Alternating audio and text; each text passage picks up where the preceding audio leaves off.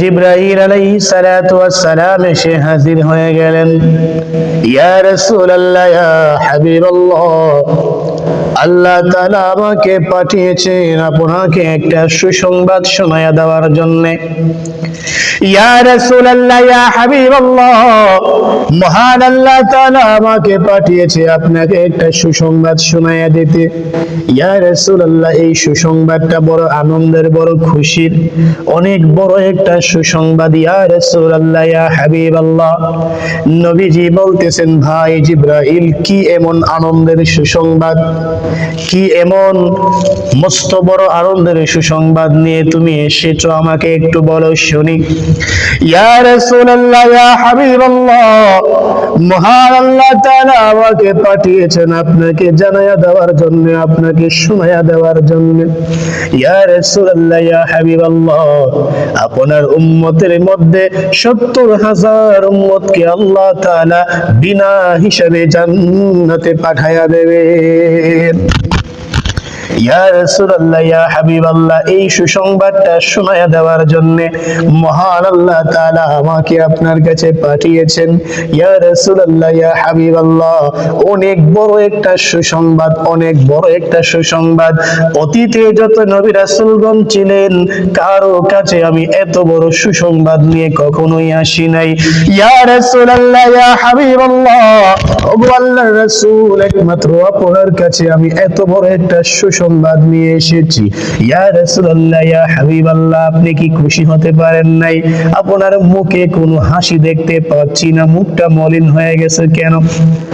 নবী করিম সাল্লাল্লাহু আলাইহি ওয়াসাল্লাম বলতেছেন, ভাই জিবরাইল, তুমি যে সুসংবাদটা নিয়ে এসেছো, অবশ্যই এটা আনন্দের, অবশ্যই এটা খুশির।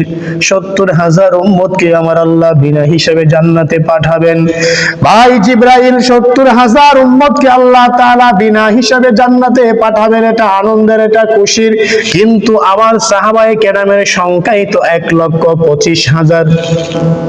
এই ৭০,০০০ উম্মতকে আল্লাহ বিনা হিসেবে জান্নাতে দেবে, কিন্তু আমার সাহাবায়ে কেরামের সংখ্যাই তো ১,২৫,০০০। কিয়ামত পর্যন্ত যত উম্মত আসবে তাদের কি অবস্থা হবে?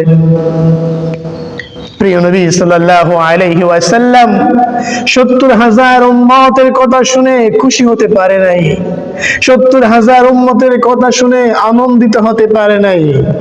নবী করিম সাল্লাল্লাহু আলাইহি ওয়াসাল্লাম চিন্তা করতেছেন, আমার সাহাবায়ে কেরামের সংখ্যাই তো ১,২৫,০০০। ৭০,০০০ উম্মতকে যদি আল্লাহ তাআলা বিনা হিসাবে জান্নাতে দেয়, তাহলে আমার কিয়ামত পর্যন্ত যত উম্মত আসবে তাদের কি অবস্থা হবে?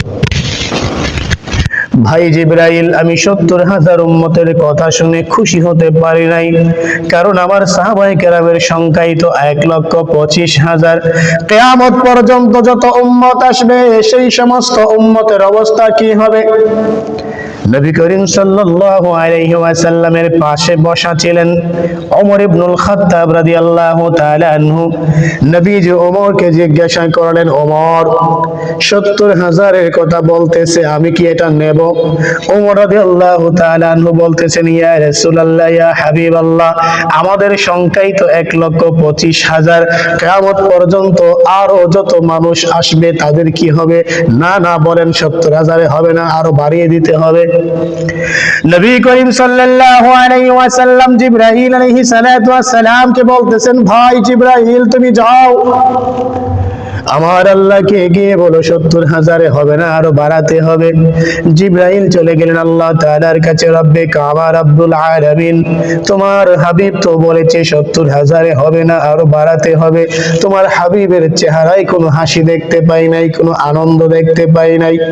আমার মালিক তোমার হাবিব খুশি হতে পারে নাই, এজন্য আমাকে বলেছে আপনার কাছে আবার আসতে আমি এসেছি। রব্বে কাবা, একটু সংখ্যা বাড়াতে হবে, নয়তো আপনার হাবিব খুশি হবে না। আল্লাহ রাব্বুল আলামিন বলতেছেন, জিবরাইল, ৭০,০০০ আমি বলে ফেলেছি, সংখ্যা আর বাড়ানো যাবে না, কিন্তু আমার হাবিবকেও নারাজ করা যাবে না, আমার হাবিবকেও অসন্তুষ্ট করা যাবে না। ৭০,০০০ বলেছি, সংখ্যা বাড়ানো যাবে না, আমার হাবিবকেও নারাজ করা যাবে না। মহান আল্লাহ তাআলা আমাদের রাসূল সাল্লাল্লাহু আলাইহি ওয়াসাল্লামকে কত ভালোবাসতেন, কত মহব্বত করতেন। 70,000-এর সংখ্যা বাড়ানো যাবে না, আমি আল্লাহ বলে ফেলেছি, কিন্তু আমার হাবিবকে অসন্তুষ্ট করা যাবে না, আমার হাবিবকে খুশি করতে হবে। আমাদের রাসূল সাল্লাল্লাহু আলাইহি ওয়াসাল্লামের শান আর মান এত বেশি আল্লাহ দিয়েছিলেন, নবী করিম সাল্লাল্লাহু আলাইহি ওয়াসাল্লামকে খুশি করার জন্য, সন্তুষ্ট করার জন্য, তার মুখে একটু হাসি ফোটানোর জন্য স্বয়ং আমার আল্লাহ তাআলা পাগল হয়ে যেতেন, ব্যাকুল হয়ে যেতেন। কিন্তু আজকে আমাদের অবস্থা অনেক অনেক নাজুক, অনেক খারাপ। আমরা তার উম্মত হয়ে রাসূলের সন্তুষ্টির জন্য একটা সুন্নতের উপরে আমল করতে রাজি না। মহান আল্লাহ তাআলা বলতেছেন, জিবরাইল সংখ্যা 70,000-এর বেশি বাড়ানো যাবে না, কিন্তু আমার হাবিবকেও নারাজ করা যাবে না। জিবরাইল তুমি যাও, আমার হাবিবকে জানাইয়া দাও, আমি আল্লাহ তাআলা ঘোষণা দিয়েছি তার উম্মতের 70,000 উম্মতকে বিনা হিসাবে জান্নাতে পাঠাইয়া দেব। আমার হাবিব খুশি হতে পারে নাই, যাও তুমি আমার হাবিবকে জানাইয়া দাও ওই 70,000 ব্যক্তির সাথে প্রত্যেকে এক এক জনের সাথে করে আর 70,000 জান্নাতে নিয়ে যাবে। জিবরাইল আলাইহিস সালাতু ওয়াস সালাম রাসূলের কাছে আসলেন, ইয়া রাসূলুল্লাহ, ইয়া হাবিবাল্লাহ, আল্লাহ তাআলা আমাকে আবার পাঠিয়েছেন, আপনার জন্য আরো বড় সুসংবাদ আছে। ইয়া রাসূলুল্লাহ, ইয়া হাবিবাল্লাহ, আল্লাহ তাআলা বলেছেন আপনার 70,000 উম্মত যারা বিনা হিসাবে জান্নাতে যাবে, এক একজনের সাথে আমার আল্লাহ তাআলা আরো 70,000 উম্মতকে বিনা হিসাবে জান্নাতে পাঠাবে। 70,000 বিনা হিসাবে জান্নাতে যাবে, প্রত্যেকের সাথে আরো 70,000 করে যাবে। 70,000-কে 70,000 দিয়ে পূরণ দিলে 490 কোটি হয়।